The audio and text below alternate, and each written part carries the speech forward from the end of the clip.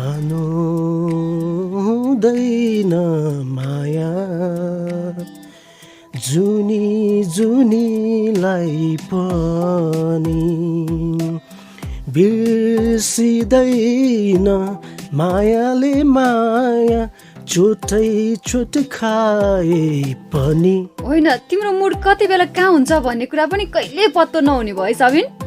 Studio भित्र छु भन्ने कुरा चाहिँ चटक्क बिर्सेर कहाँबाट यस्तो गीत याद आएर गाउन थाल्यो तिमीले?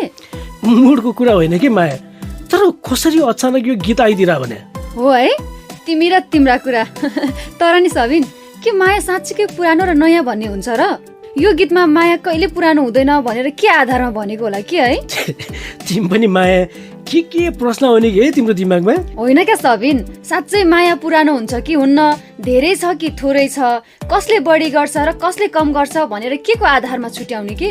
माया भन्ने चिज नापतौल या भनौ न लेखाजोखा गर्ने त्यस्तो कुनै संयन्त्र भइदिए नि हुन्थ्यो जस्तो तिमीलाई लाग्दैन भने? लु के हाँसी मात्रै राखेको के सबिन, यसो तिम्रो पनि विचार सुनौ न बरु। भन न अझै अरू पनि के हुनु पर्थ्यो भनेर, केही बोल्नु भन्दा सुन्नमै आनन्द आउला जस्तो छ।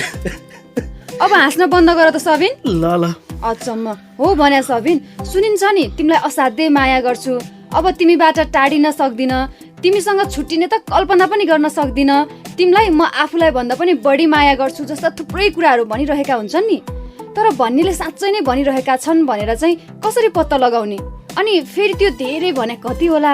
नाप्न सक्ने औजार भयो नि हुन्थ्यो नि है, तिमीलाई यस्तो लाग्दैन र? कुरा गर्न त आउँछ है तिमीलाई? खुबै, तिमी पनि त कहिलेकाहीँ यस्तै प्रश्न गरिरह हुन्छौ नि कति न। हो, तर यस्तो भावनात्मक कुरामा त म प्रश्न गर्दिनँ है। फेरि माया भन्ने कुरा मनबाट लाग्ने कुरा हो नि। अब एक खालको इमोसन, फिलिङ नै भनौँ न यसलाई, जुन कुरा महसुस मात्र गर्न सकिन्छ तर नापतौल गर्न सकिँदैन। हो, आफ्नो सम्बन्ध अनुसार फरक होला, तर कसैलाई गर्छु भन्दैमा गरिने र गर्दिन भन्दैमा माया नलाग्ने, अनि यति उति भन्दै परिणाम या नापतोल गरेर गरिने कुरा होइन नि यो। यस्तै हो र भने? ए माया, तिमी पनि माया भन्ने कुरा महसुस गर्ने कुरा हो कि मेरो लागि तिम्रो मनमा र तिम्रो लागि मेरो मनमा भए जस्तो। ए, तर मेरो लागि तिम्रो मनमा त्यस्तो के छ र? उफ, नसकिने भयो यो मान्छेलाई, कसरी सम्झाउने होला? दिक्क नै मान्नु पर्ने गरी त केही सोध्या छैन है सबिन मैले तिमीलाई। तिमी आफैले तिम्रो लागि मेरो मनमा भए जस्तै भन्यौ, अनि बरु भन न यो छ त्यो छ यस्तो उस्तो के भाकै भएर त भन्या होला नि। नभए त किन भन्थे र? तिम्रो लागि यो मनमा माया छ, फिलिङ छ, अनि अर्कै तरिकाको भावना छ, तडप छ, तर खोइ कसरी भनौँ मनभित्रको कुरा तिमीले बुझ्न सक्ने गरी कसरी देखाउने क्या? भौतिक कुरा भइदिएको भए पो यति भनेर देखाइदिन्थे, तर भावनालाई कसरी देखाउने भन त? ओ, त्यही भएर कुनै मेकानिजम हुन पर्ने भनेको के मैले, संयन्त्र भन्छ नि संयन्त्र। ल ठिक छ, जिग्रीसँग बिदा भएर गएपछि मजाले बुझ्ने गरी भन्छु तिमीलाई, हुन्न? भने हो खुबै, तिम्रो बानी मलाई थाहा छैन र? कुरा टार्नको लागि अनेक बहाना चाहिन्छ है तिमीलाई। ल अहिलेलाई बहाना नै सही, बरु म जिग्रीले स्वागत गर्छु है त। नमस्कार अनि धेरै धेरै स्वागत छ है जिग्री, तपाईँकै लागि विशेष रूपले तयार पारिएको रेडियो कार्यक्रम मायासँग मनको कुराको यो 29औं भागमा, र म हुँ तपाईँको आफ्नै हँसिलो रसिलो अनि चिटिक्क परेको जिग्री सबिन। र सबिनसँग म पनि छु है साथी, तपाईँको आफ्नै प्यारी साथी माया। मेरो तर्फबाट पनि धेरै धेरै स्वागत र नमस्कार छ है। युवाका लागि विशेष कार्यक्रम मायासँग मनका कुरा। जिग्री, तपाईँ सुन्दै हुनुहुन्छ तपाईँकै लागि विशेष रूपले तयार पारेको रेडियो कार्यक्रम मायासँग मनका कुरा। पक्कै पनि मायासँग मनकै कुरा हो, तर किन भन न सबिन? किन भनेर प्रश्न किन गर्नु? हाम्रो कार्यक्रमको नाम हो नि। लु, नाम मात्रै हो र? कुरा पनि त मनकै हुन्छ नि। किनभने मेरो अघिको मनको कुरा नसके तिमीले जिग्रीले स्वागत गर्यो, त्यही भएर अब म भन्छु नि है। त्यस्तो है, ल ठिक छ त, भन न त। अब अघि त्यो मायाको संयन्त्रको कुरा गर्दै गर्दा नि सबिन, माया लेखाजोखा गर्ने कुनै संयन्त्र होस् कि नहोस्, तर मानव बेचबिखन रोक्ने संयन्त्र चाहिँ हरेक स्थानीय निकायमा हुनुपर्छ जस्तो लागेको के मलाई। बल्ल कामको कुरा गर्यो माया तिमीले। लौ, त्यस्तो अति त नभन के सबिन। हेर न, फेरि हरेक कुरामा डिफेन्स गर्न नखोज के माया। अब सुन बरु, म तिम्रै कुरामा थप्न खोजिरहेको छु क्या। तिमीले संयन्त्र चाहिन्छ भन्दै गर्दा मैले अस्ति यही पुष महिनाको 13 गतेका दिन कान्तिपुर दैनिकमा मानव बेचबिखन नियन्त्रणका लागि कुनै पनि जिल्लामा कुनै संयन्त्र छैन भन्ने शीर्षकको समाचार पढेको थिएँ। त्यो समाचारमा स्थानीय निकायमा मानव बेचबिखन विरुद्ध काम गर्ने संयन्त्र नभएकै कारणले गर्दा मानव बेचबिखन तथा ओसार पसारको घटना अझै बढेको छ भन्ने कुरा उल्लेख गरेको थियो क्या। ए है सबिन, त्यो समाचार त मैले पनि पढेको थिएँ।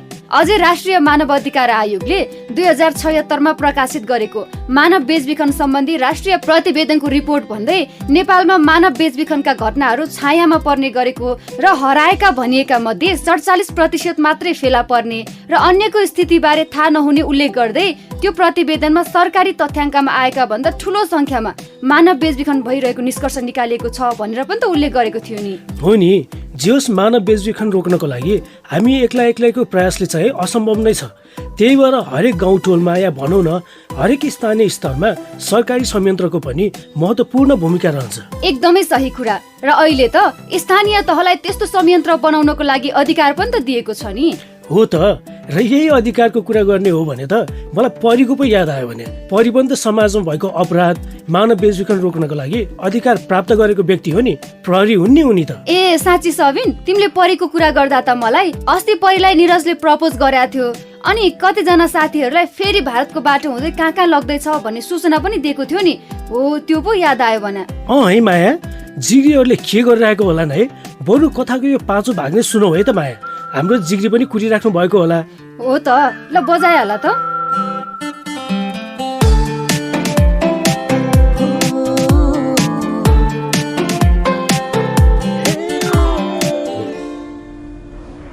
Roger echo control 56 charlie. Roger 56 charlie, तपाईँ तुरुन्तै हेडक्वार्टर स्पेशल रुममा आउनुहोस्। गेटबाट छिरिसके, 1 मिनेटमा पुग्छु। रोजर। के परेछ? तत्कालै रोल कल गर्नुपर्ने, त्यो पनि स्पेशल रुममा। इन्सपेक्टर परी, आउनुहोस्, हामी सबै तपाईँलाई नै पर्खिरहेका छौँ। Yes sir. Any urgent sir? Yes, it's very urgent. तपाईँलाई आकाश भन्नेले भारतको बाटो हुँदै नेपालीलाई अमेरिका पठाउँदैछ भन्ने जानकारी कहाँबाट आयो? एउटा सोर्सबाट आएको थियो सर। तपाईँ जस्तो जेहेन्दार इन्सपेक्टरले एउटा अनभेरिफाइड सूचनाको भरमा हामी नेपाल भारत सीमाको सबै पुलिस फोर्सलाई गुमराहमा राखिदिनु भयो होइन? सरी सर, मैले कुरा बुझिनँ। गलत सूचना दिएर सिङ्गो प्रहरी सङ्गठनको आँखा छलेको रहेछ। हाम्रो ध्यान जोगबनी, रक्सोल र रूपडिया नाकामा केन्द्रित गराएर तस्करले अन्य नाकाबाट मान्छे भारत पुर्याइसकेछ। भारतबाट यसको पुष्टि भइसक्यो। हो र सर? Sorry sir. सुन्नुहोस् इन्सपेक्टर परी, अब हेत्तेरीका सरी भनेर केही हुँदैन। मैले तपाईँलाई पर्सनली भन्दैछु, यस्तो गल्ती तपाईँबाट कसरी भयो पत्ता लगाउनुहोस्, नत्र यसमा तपाईँको संलग्नताको पनि कुरा उठ्छ। मेरो भनाइ यति हो। गुड लक इन्सपेक्टर परी। यस सर, थ्याङ्क यू सर। यो गधा निरजले मलाई फसाएछ। कागतीको बोटमा सुन्तला कसरी फल्नु? आकाशको भाइ न पर्यो। विपिन। हेलो परी। ठिक समयमा फोन गर्यौ तिमीले। फेरि फस्यो नि विपिन हामी। किन? के भएर? के हुनु, तस्करले अर्कै नाकाबाट नेपालीहरूलाई भारत पठाइसकेछ। हामीलाई गलत सूचना दिएर गुमराहमा पारेको जस्तो छ। हेडक्वार्टरमा म माथि नै आरोप लाग्ला जस्तो भइसक्यो। हो र? धेरै टेन्सन नलिऊ परी, नबिराउनु नडराउनु। हामी भेटेर यस विषयमा पनि छलफल गरौँला। त्यो त ठिक छ, तर विपिन त्यो निरजले दिएको सूचनाको भर पर्दा मेरो इमान्दारितामा क्वेसन उठ्ने डर भयो। पिर नगर परी, त्यो निरजलाई ठिक पारेपछि सबै कुरा खुलिहाल्छ नि। बरु फोन राख, म आउँछु तिमीलाई भेट्न। ल ल।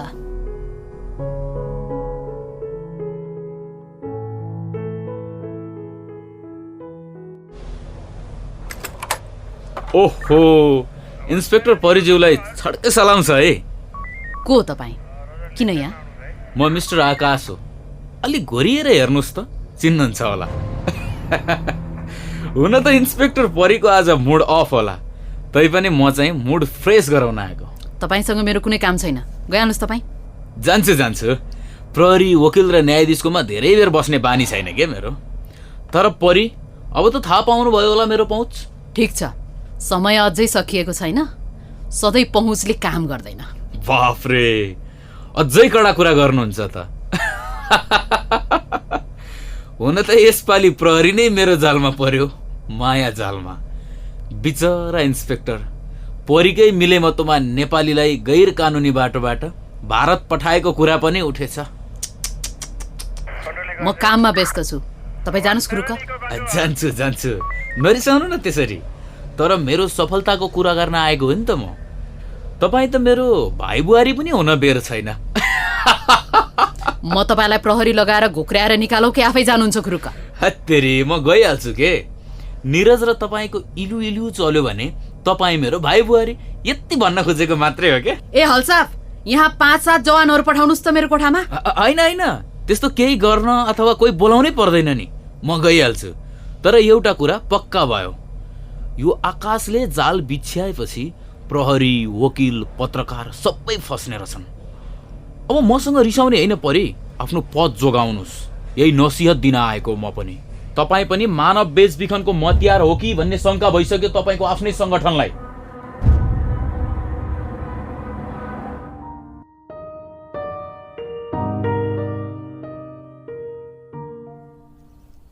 तिमीले पनि धेरै बेर कुरायो यार विपिन आज। बाटोमा जाम परेर नि 5 मिनट जति ढिला भइहाल्यो नि आज। सरी, रिसा त छैनौ नि तिमी? रिसाउन त उग्र रिसाएको छु, तर तिमीसँग होइन, त्यो आकाशेसँग, त्यो मानव बेचबिखन गर्ने दलालसँग। तिम्रो प्रहरी सङ्गठनमा पनि बदनाम गर्न खोजेको त्यसैले रहेछ क्या हो? मलाई बदनाम मात्रै होइन, सिद्ध्याउनै खोजेको जस्तो छ। बिहान डिएसपीले चेतावनी दिनुभयो, त्यसको 2 घण्टा पनि नबित्दै आकाशले मेरै कार्यालयमा आएर मेरै अघिल्तिर फुर्ती लगायो। अनि अनि अनि के भयो? त्यो आकाश भेट्न आउँदा म सिभिल सर्वसाधारण मान्छे थिएँ, वर्दीमा थिइनँ भने म आकाशलाई आज कम्तीमा 2 किक हान्थेँ। पक्रिनु पर्ने नि ठाउँको ठाउँ। खाली हातले गोबर चलायो भने हात गनाउँछ नि विपिन, त्यसैले गोबर चलाउन अघि पन्जा लगाउन पर्छ। त्यो निरज समेत मिलेको रहेछ हौ मलाई फसाउन। अनि अनि मैले पहिले भनेको थिएँ नि तिमीलाई, बस्नुपर्छ त्यो घुसखेटबाट भनेर। प्रहरीको ध्यान अन्तै पुर्याएर मान्छे भारत पठाउनको लागि निरजलाई गोटी बनाएछ। अब त्यही केसलाई उचालेर आकाशले मलाई प्रहरीमा पनि बदनाम गराउन खोज्दैछ। अरे त्यो आकाशलाई त के पो गर्नु हो? अघि मेरै कार्यकक्षमै आएर प्रहरी, वकिल, पत्रकार सबै मेरो जालमा परे भनेर डायलग पो मारेर गयो भने अब के पो गर्ने होला त परी? प्रहरीमा तिमीलाई बदनाम गराउन नक्कली प्रमाण खडा गर्यो भने? मलाई नि त्यसकै डर छ, तर केही छैन, नबिराउनु नडराउनु। मेरो करियरमा दाग लाग्यो भने म पनि त्यसलाई त्यसै कहाँ छोड्छु त। बुद्धि विवेकले काम लिनुपर्छ है यस्तो बेला। त्यो त हो, तर मेरो चरित्र, पेसा वा परिवारलाई बदनाम गर्यो भने त्यो आकाशलाई म एक्लै सिध्याइदिन्छु। हेर्दै जाऊ विपिन, परि असलका लागि असल छे र घातकका लागि महाघातक। त्यसरी आवेगमा आउनु हुन्न परी।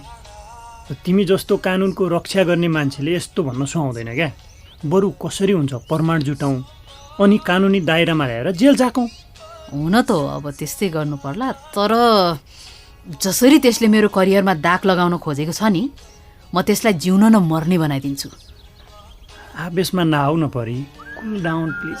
म छु नि तिमीसँग।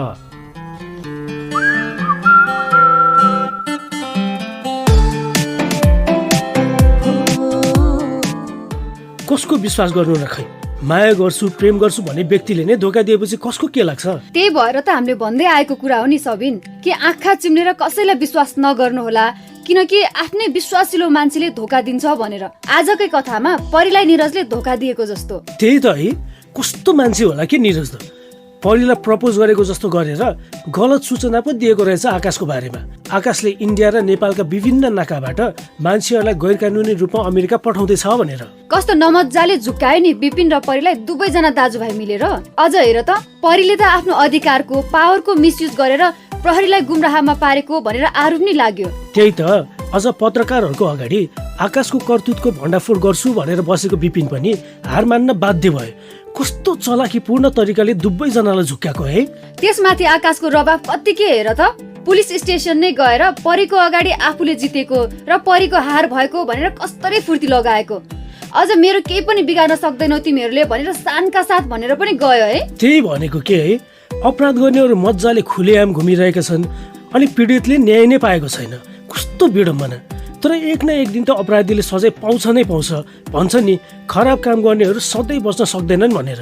त आकाश र निरज जस्तो मानव बेचबिखन गर्ने तस्करहरू मजाले शानका साथ बाँचिरहेका छन्। र उनीहरूकै फन्दामा परेर मानव बेचबिखनमा परेकाहरू विभिन्न किसिमको जोखिम भोग्न बाध्य भइरहेका छन् भने कतिजनाले त ज्यानै गुमाउनु परिरहेको छ। त्यही त कस्तो दुःख लाग्दो कुरो। अब अगाडि के पो हुन्छ होला है उनीहरूको कथामा?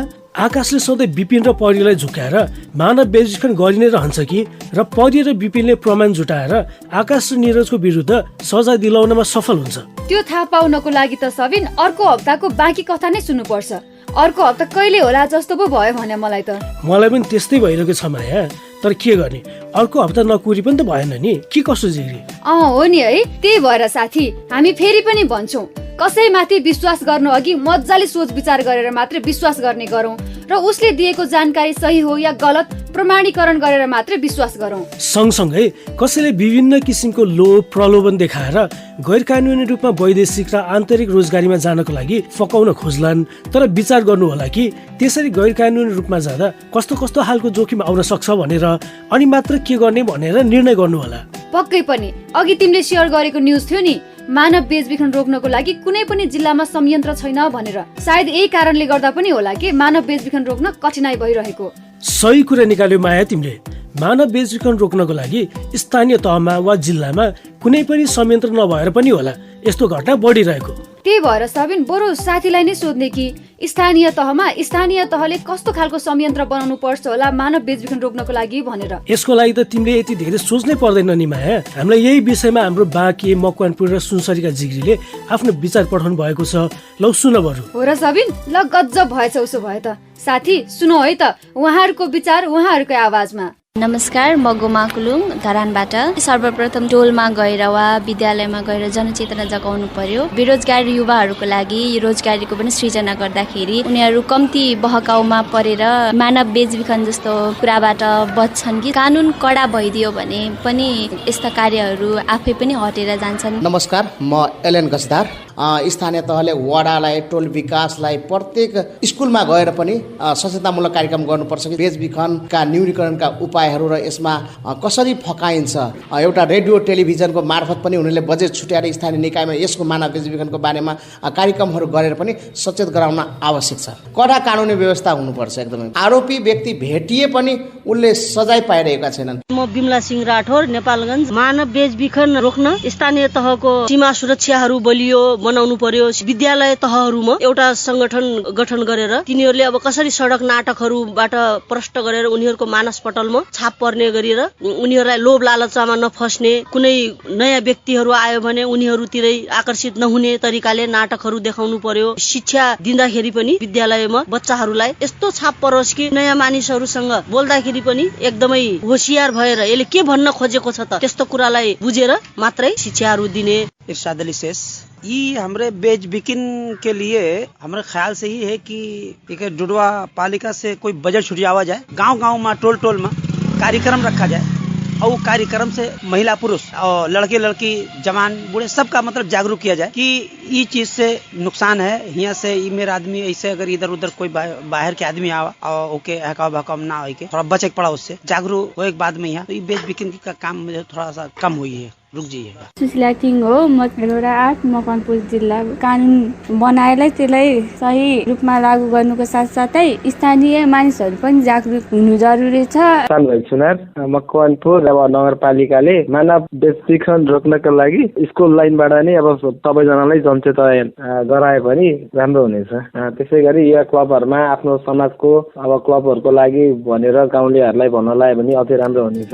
जनचेतना बढाउने खालको कार्यक्रम ल्याइनु पर्छ, रोजगारी सिर्जना गर्नुपर्छ, बोर्डर सिमानामा कडाई गर्नुपर्छ, शंका लागेका व्यक्तिलाई वा तस्करलाई कडा कानुनी व्यवस्था हुनुपर्छ भनेर आफ्ना कुरा हामीसँग सेयर गरिदिनु भएकोमा सबै साथीलाई र उहाँहरूको विचार रेकर्ड गरेर पठाइदिनु भएकोमा हाम्रो बाँके, मकवानपुर र सुनसरीका सामुदायिक सञ्चारकर्मी साथी रोशनी, निर्जला र सुम्निमालाई पनि धेरै धेरै धन्यवाद।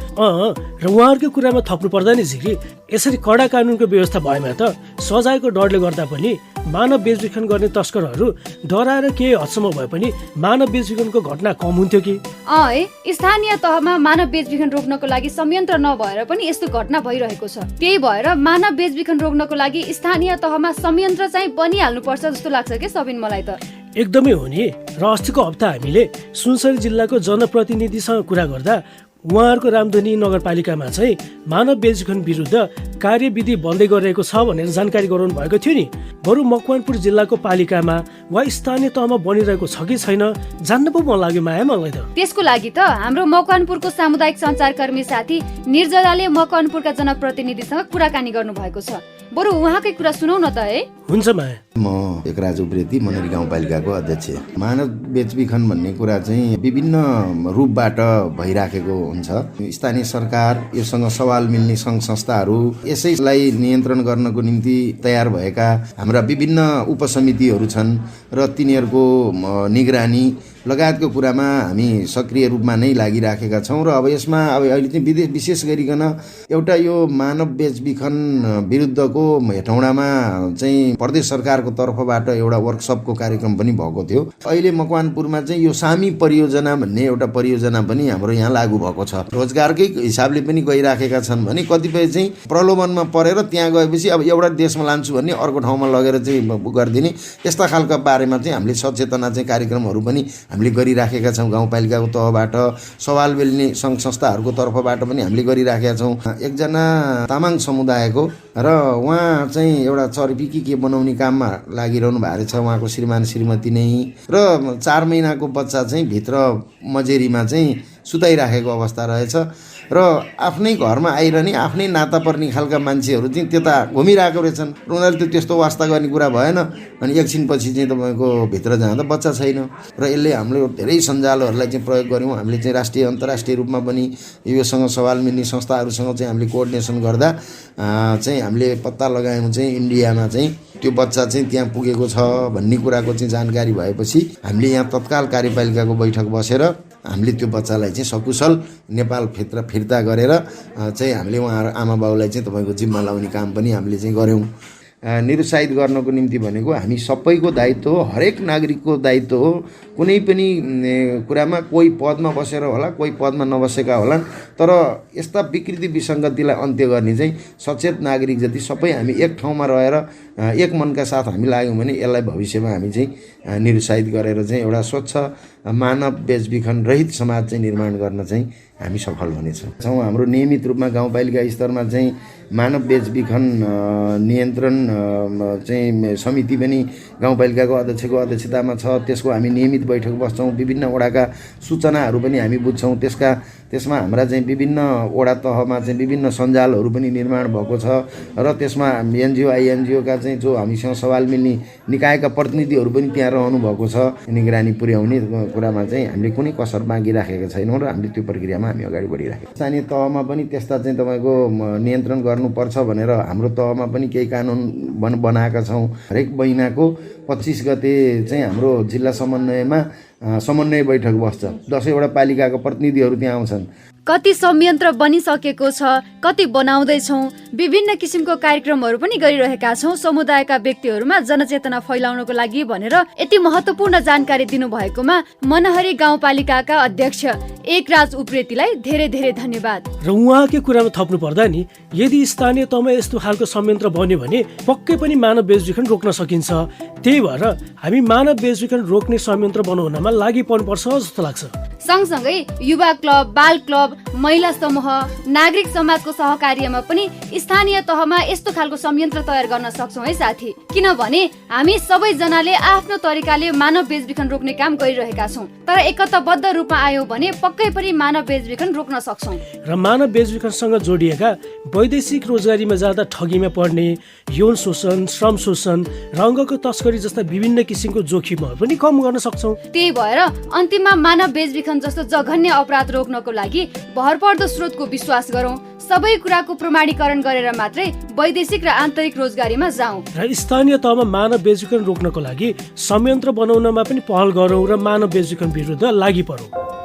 मलाई मेरो आफ्नै काकाले विदेश पठाइदिन्छु भनेर भन्नुभएको। केही गर्नु पर्दैन, ढुक्क भएर बस, तर पैसा चाहिँ भनेको बेला दिनुपर्छ भनेर भन्नुभएको छ। केही कुरा नै नगरिकनै यत्तिकै कुराको भरमा वैदेशिक रोजगारमा जान मिल्छ र? मैले श्रम स्वीकृति लिए, विदेशमा गर्ने कामको बारेमा तालिम पनि लिइसकेको छु। के अब म विदेश जान तयार छु त? मैले काम गर्ने ठाउँमा त भनेको जस्तो काम गर्न नै पाएको छुइनँ। न नै भनेको जस्तो तलब, र सेवा सुविधा नै पाएको छु। के म मानव बेचबिखनमा परेको त होइन? हो, यस्तै यस्तै दुविधा, समस्या वा मनमा जिज्ञासा आइरहेको छ भने चिन्ता नलिनुहोस्, हामी छौँ नि। हामीलाई पठाउनुहोस् युवाका लागि विशेष कार्यक्रम मायासँग मनका कुरा। साथी, तपाईँ अहिले सुन्दै हुनुहुन्छ तपाईँकै लागि विशेष रूपले तयार पारिएको रेडियो कार्यक्रम मायासँग मनका कुरा र तपाईँलाई साथ दिइरहेका छौँ हामी दुई, सबिन र मायाले। र अब पालो भएको छ तपाईँले नै माया गरेर पठाउनु भएको जिज्ञासा, समस्या र प्रतिक्रिया पढ्ने पालो। र आज पनि हामीले हाम्रो हरेक सोमबार अपराह्न 4 बजे हुने फेसबुक लाइभमा सहभागी भएर आफ्नो प्रतिक्रिया पठाउनु भएको साथीको कमेन्ट पढ्नेछौँ, होइन त सबिन? हो नि, र मसँग कपिलदेव शरण कोपिला जिग्रीले कमेन्ट गरेर पठाउनु भएको कविता छ, पढ्छु है त। र उहाँ लेख्नुहुन्छ, प्रमाण नभई दोषी अपराध गर्दै घुम्छ, निर्दोष कानुनको कठघरामा पीडा भोग्दै हुन्छ। डर त्रासबाट मुक्त भई दोषीलाई दण्ड दिन सके, अपराधी र तस्कर कसरी कानुन तोड्दै जान्छ। वाह साथी कपिल, वाह, सही कुरा गर्नुभयो। सकेसम्म मानव बेचबिखनका घटना घट्नै दिनुहुन्न। घटेछ भने पनि अपराधी र तस्करलाई सजाय दिलाउन सक्यौं भने त मानव बेचबिखन पक्कै पनि कम हुन्थ्यो। तपाईँको यो सन्देशमूलक कविताको लागि धेरै धेरै धन्यवाद। अनि तिम्रो हातमा को जिग्रीको कमेन्ट छ, पढ न त्यो पनि। मसँग चाहिँ साथी बिना सुब्बाले पठाउनु भएको कमेन्ट छ र उहाँ लेख्नुहुन्छ, समय सान्दर्भिक र जनचेतनामूलक नाटक छ। यथार्थमा अहिले देशमा भइरहेको विकृतिको बारेमा सन्देशमूलक कुरा बजाउनु भएकोमा धन्यवाद। धन्यवाद जिग्री बिना, हामीले बजाएको कथा मन पराइदिनु भएकोमा। र आगामी दिनमा पनि आफ्नो कमेन्ट सल्लाह सुझाव पठाउँदै गर्नु होला भन्ने आग्रह पनि छ है। र त्यसै गरी अर्को साथी वियोग आगला लिम्बू लेख्नुहुन्छ, नमस्ते सेवारो, जय नेपाल। म पनि हेरिरहेको छु मुगलान बहराइनबाट ड्युटीबाट लुकी लुकी। आजको विषयवस्तु एकदमै सान्दर्भिक छ। यो विषयलाई कार्यक्रममा राख्नु भएकोमा धेरै धेरै धन्यवाद। यो कार्यक्रमबाट धेरै जनताहरूले मानव बेचबिखनसँगै हरेक कुराको जानकारी सिक्ने मौका पाउनेछन् भन्दै सबैले यो कार्यक्रम सुनेर ज्ञान लिने काम गर भनेर लेखेर पठाउनु भएको छ। यति मजाको हौसला दिने खालको कमेन्टको लागि धेरै धेरै धन्यवाद जिग्री वियोग आङ्ला लिम्बूलाई। र उहाँले आफ्नो कमेन्ट फेसबुक लाइभमा पठाउनु भएको चाहिँ तपाईँ पनि फेसबुक लाइभमा सहभागी भएर आफ्ना कमेन्ट हामीलाई पठाउन सक्नुहुन्छ र आफ्नै आवाजमा आफ्ना कुरा रेकर्ड गरेर पठाउन सक्नुहुन्छ है। र त्यो कसरी भनेर जान्न मन छ भने सुन्नुहोस् है त यो सन्देश। युवाका लागि विशेष कार्यक्रम मायासँग मनका कुरामा आफ्नो विचार, प्रतिक्रिया, सल्लाह, सुझाव, समस्या, जिज्ञासा रेकर्ड गराउन चाहनुहुन्छ भने एनटिसी प्रयोग गर्ने साथीका लागि 1660 01 36 666 र एनसेल प्रयोग गर्ने साथीका लागि 98 015 71 444 हो। यसमा आफ्ना कुरा सित्तैमा रेकर्ड गराउन सक्नुहुन्छ है। त्यसै गरी फेसबुक पेज मार्फत आफ्ना कुरा हामीसँग बाँड्न चाहनुहुन्छ भने हाम्रो फेसबुक पेज www.facebook.com/मायासँग कुरामा गएर लाइक गरेर पनि पठाउन सक्नुहुन्छ है।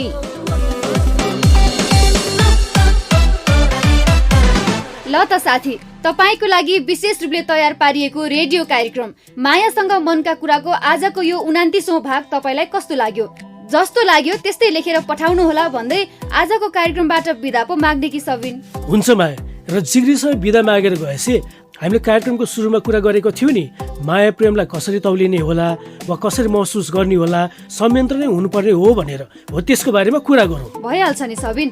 ल त्यसो भए बिदा मागिहाल त। हुन्छ माया। ल त जिग्री, तपाईँकै प्यारो अनि विशेष रेडियो कार्यक्रम मायासँग मनको कुराको आजको 29औं भागबाट बिदा माग्दछौँ। म तपाईँको आफ्नै हँसिलो रसिलो अनि चिटिक्क परेको जिग्री सबिन र म तपाईँकै प्यारी साथी माया पनि बिदा माग्छु। नमस्ते, बाई बाई, फेरि भेटौँला।